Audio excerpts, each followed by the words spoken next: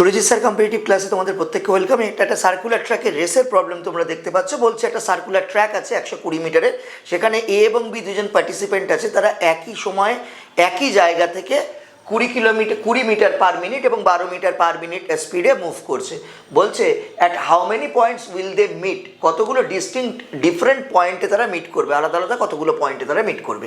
এই দু ধরনের অ্যাপ্রোচ হতে পারে, একটা কনসেপচুয়াল অ্যাপ্রোচ, একটা মুখে মুখে করা যায় সেরকম অ্যাপ্রোচ, দুটোই দেখাচ্ছি। এখন তোমরা জানো এই সার্কুলার ট্র্যাকের, এই যদি সার্কুলার ট্র্যাকটা 120 মিটারের হয়, এইখান থেকে দুটো কন্টেস্ট্যান্ট মুভ করছে সেম ডিরেকশানে, একজন 20 মিটার পার সেকেন্ড বেগে বেরোচ্ছে, 20 মিটার পার মিনিট রাদার, আর একজন বেরোচ্ছে 12 মিটার পার মিনিট এই স্পিডে। আমরা প্রথমে বুঝবো এরা স্টার্টিং পয়েন্টে কখন মিট করবে। স্টার্টিং পয়েন্টে মিট করার মানে হচ্ছে, মানে যেখান থেকে বেরিয়েছিল সেখানেই আবার মিট করছে, এটার মানে হচ্ছে এই ডিস্টেন্সকে ইন্ডিভিজুয়াল টাইম দিয়ে ডিভাইড করে তাদের এলসিএম বার করা। অর্থাৎ আমরা কার এলসিএম বার করতে চাইছি? আমরা এলসিএম বার করতে চাইছি 120/20 আর 120/12, এদের এলসিএম বার করতে চাইছি। ব্যাপারটা মুখোমুখিই হয়। 120/20 6, 120/12 হচ্ছে 10, 6 আর 10-এর এলসিএম আমরা জানি 30। তাহলে স্টার্টিং পয়েন্টে ওরা প্রতি 30 মিনিট অন্তর অন্তর মিলিত হবে। এবার আমরা এটা বুঝবো এরা ফার্স্ট টাইম কখন মিলিত হচ্ছে।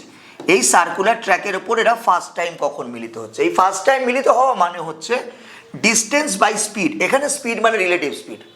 ডিস্টেন্সটা কত? 120 মিটার।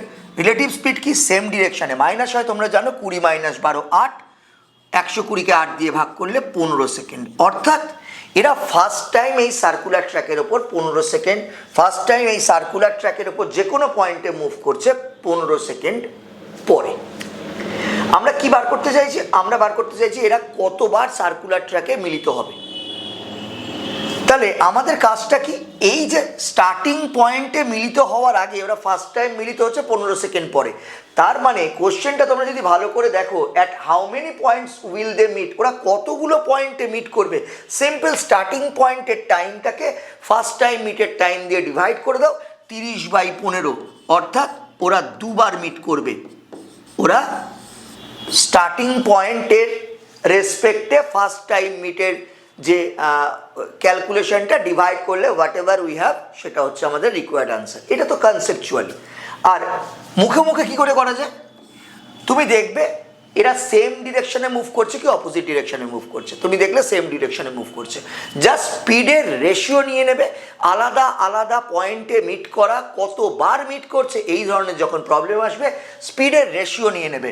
20:12, 20:12 মানে 4 দিয়ে কাটলে 5:3। এবার দেখবে এরা সেম ডিরেকশনে মুভ করছে কি অপোজিট ডিরেকশনে মুভ করছে। কোশ্চেনে বলেছে সেম ডিরেকশন, মাইনাস করে দেবে 5 - 3 2।